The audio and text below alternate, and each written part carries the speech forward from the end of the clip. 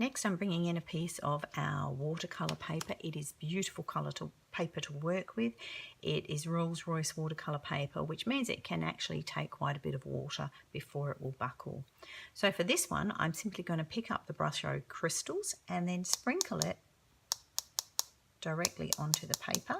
And I'll pick that up to bring it up to you just to show you how little amount that you need to sprinkle onto the paper. You can just see it dusted on the paper.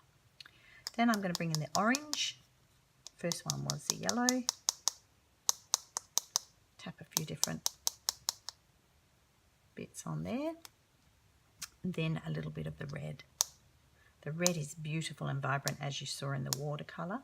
You can't control exactly where the crystals will fall because they're so fine. I'm just going to move those out of the way so that they don't get water on them from the spritzing.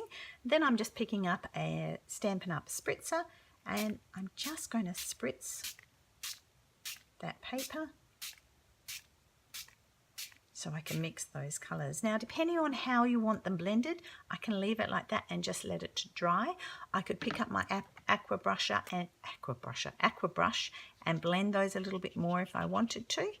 So I'm just going to mix that little bit of red in a little bit, but I do like the effect of the spritzing when it attacks the crystals and it gives that little splotched look. So I'm going to leave it like that to dry, and then once it's dry you can come back and stamp over it.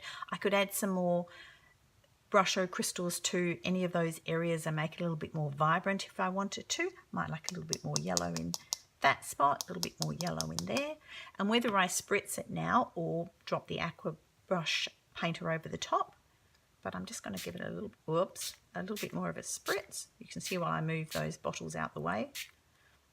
Okay, and I'm just going to let all those colours blend.